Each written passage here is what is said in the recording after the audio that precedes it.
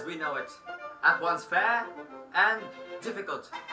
Many are the challenges that await all living organisms, not excluding man.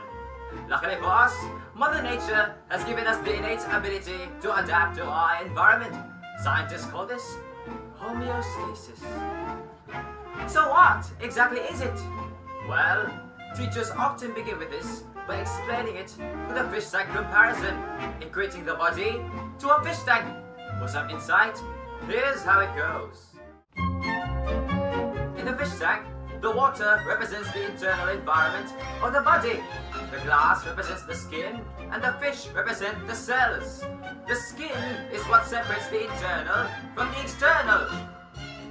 As with fish, cells need to be kept alive, and to do so, they need to engage with the external environment in certain ways. They need oxygen, so we put in an air tank, which represents the respiratory system. Food, we put in a feeder as the digestive system. Adjusting to the temperature, we have a heater for the integumentary system. And finally, a filter to get rid of the waste, representing the excretory system. All these serving so that the organisms may be able to maintain their physiological capacity and conditions to give them an edge on survivability. And for the purpose of this infomercial, we'll thoroughly discuss this curious matter by examining our domestic friend, the chicken. The chicken, or as otherwise scientifically known, the Gallus domesticus, is a staple in agriculture. And being that our proud nation is largely agricultural, the whole lot of you listening Filipinos should be familiar with this bird. But not everybody is familiar with how this creature works in terms of homeostasis, which is what we're dealing with today.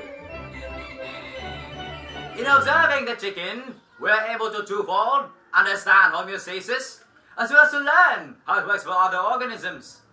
So firstly, the chicken is most prodigiously equipped when it comes to maintaining its bodily functions. If put in comparison to the fish tank, it has the water, the glass, and the fish. Well, so far so good. But here's when we will now see to the chicken's way of approaching the air tank, the feeder, the heater, and the filter.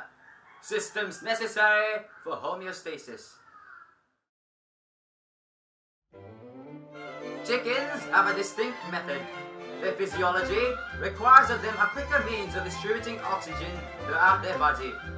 It does this by utilizing air sacs that span throughout the chicken's entire body cavity. And although they are not responsible for the gas exchange, they direct airflow to the lungs in one direction. This in turn leads to a more efficient respiratory system, as it manages the airflow, wisely giving them high amounts of oxygen needed for high levels of activity. It is strikingly obvious that chickens have beaks for mouths, and although this is excellent in picking up pieces of food, it is not so much the same for chewing. And with that being said, how on earth is the chicken supposed to chew its meal? Well, do not be so easily perturbed, my audience, as Mother Nature has once again equipped the chicken with one of the most efficient means of digestion. So starting from pecking its food, it will then travel down the esophagus, where it will be stored in a special compartment at the base of the chicken's neck.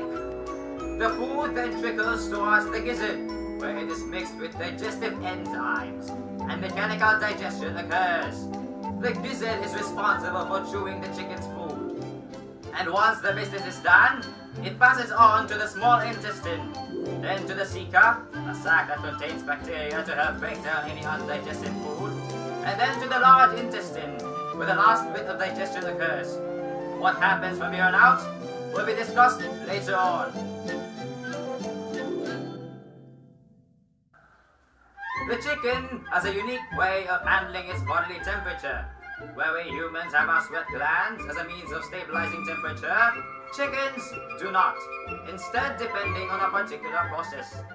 This involves the evaporation of water from the surfaces of their lungs and the aforementioned air sacs.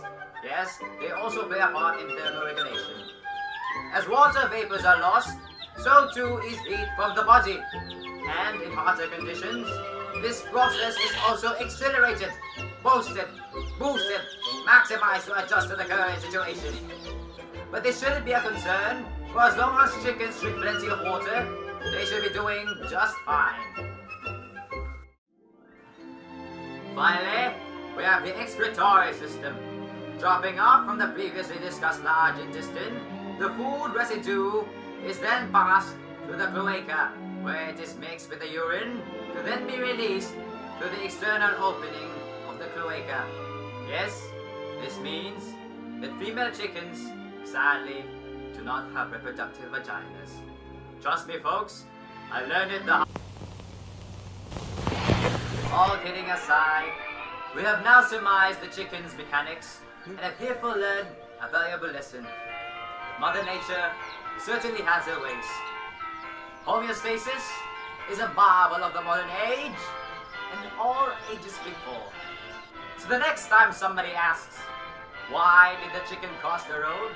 Respond in saying that it probably did so out of its need to fulfill the wonders of homeostasis. Have faith in dreams.